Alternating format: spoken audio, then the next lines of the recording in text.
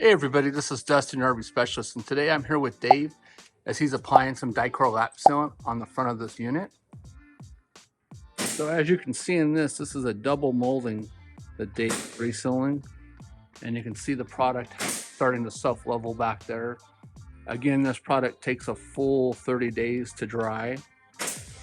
One of the reasons for doing the welding technique is it helps remove the bubbles in the product. And so he's going back over and touching up and thickening up different little areas, and then keeping an eye out for any bubbles if he needs to go back and fix them or whatever. But this is how you would apply the Dicor Lap Sealant self-leveling on a double molding. Comes in multiple colors, so you can use it in black, tan, beige, ivory. We like the Dicor and Dove too. So again, here's Dave doing a welding technique that we do where he's ran two basically valleys and he's going back and he's filling it.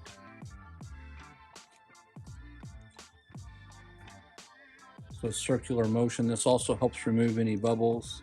And again, this is Dicor Lap Sealant. And so as you can see, he's going back and thickening up where he needs to, capturing any little bubbles that are popping up in it.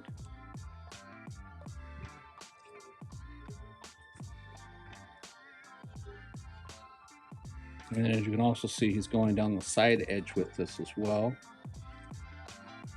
What we like to do is we like to cover the insert molding here so that there's no water can penetrate through the top surface of it. And as you can see on the far side, it's already self-leveled and it's still self-leveling. Again, this product takes 30 days for it to 100% cure.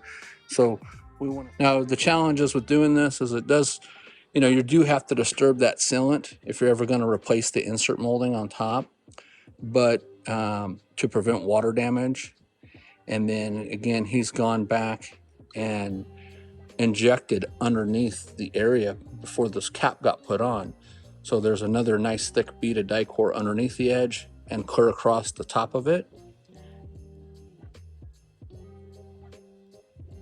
And so keep in mind, if you were doing this in production, this is not coming out of a caulking tube. This is coming out of like 55-gallon drums with a high compressed air, and they're just flowing it on really fast. And, sometimes too much, sometimes not very much at all, depending on how, on their drying times. So as you can see, he had a bubble over there that just rose up on its own, and he went back to fix it. There's another one. So when you look up on the roofs and you see those little air pockets and bubbles, those just develop on their own from a chemical reaction from the product. So there is a low-grade solvents in, all the roof sealants, and that's what allows it to bond to the surface.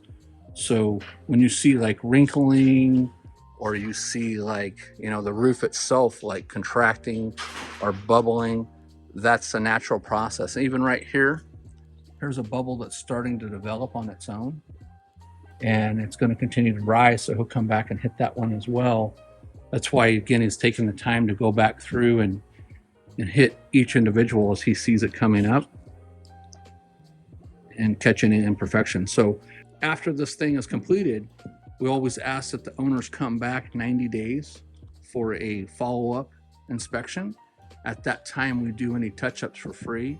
We're just wanting to make sure that the product that we applied to the coach adhered properly, that it didn't shrink or have any little bubbles that appeared after that was completed. And, again, because it takes a full 30 days for it to dry. Product, as you can see, what he's doing now is he's wet his finger, yes, with spit. That's what the trick of the trade, right?